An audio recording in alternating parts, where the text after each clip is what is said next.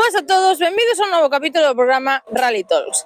Nesta ocasión, desplazámonos ata a vila ourensá de Carballiño, pola que transcurre a cuarta edición do Rally Comarca do Carballiño. Cun total de 153 inscritos, falaremos con algúns dos seus protagonistas. Boas a todos, hoxe temos con nós a Diego Creo, copiloto en diversas modalidades do campeonato galego. Boas, Diego, que tal? Moi ben.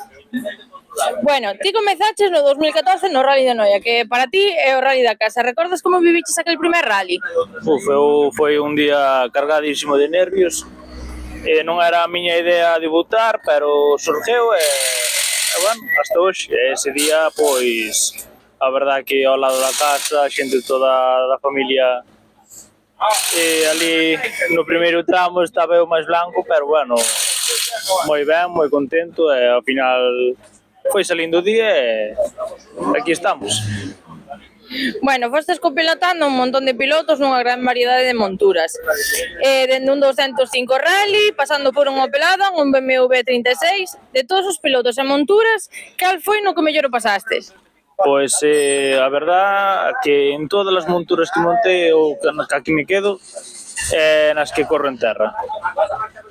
Por exemplo, con Miguel Suárez no BMW, para min é o máis divertido e é o máis espectacular. Vale, ti non só participaches en carreiras en Galicia, senón que tamén participaches, por exemplo, no 2016 no Rally Sprint Villa de Luarca. Gustaríache facer máis probas fora de Galicia? Sí, claramente sí. Gústame máis correr fora de Galicia, un trato un pouco diferente, xente diferente e gústame moito fora. Vale, poderías contarnos algunha anécdota que viviras dentro do coche? Sempre me quedará unha gravada dun rally de Narón, me parece que foi, que meteuseme unha avispa dentro do coche, picoume aquí na cara e tuve que correr todo o día como flete hinchado. É un pouquiño...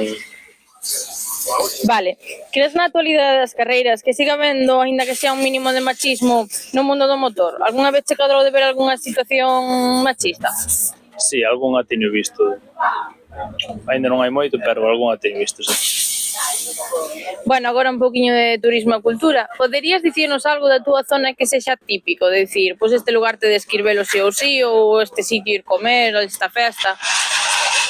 Por comida, o empanada de berberecho de Noia, pero festas, hasta últimamente non son de salir moito de festa.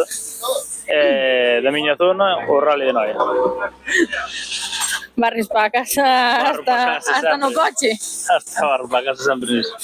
Vale, xa para finalizar a pregunta pola que naceu o programa, que importancia ten para ti ou crees que debería ter a saúde mental no mundo do motor máis centrado nos rallies? A saúde mental debería ter máis importancia da que lle damos. Vale que non hai un copiloto que estea san para montar nun coche e ir posto aí, pero debería haber máis saúde mental, mirar máis eso é eso que non lle damos tanta importancia da que realmente ten. Vale, algún saúdo, algún agradecemento, algo que querías decir? Saúdo á familia, aos amigos todos e a todos os pilotos que siguen contando comigo para levarme ao lado. Vale, pois nada, moitísimas gracias e moita sorte. Gracias, chao.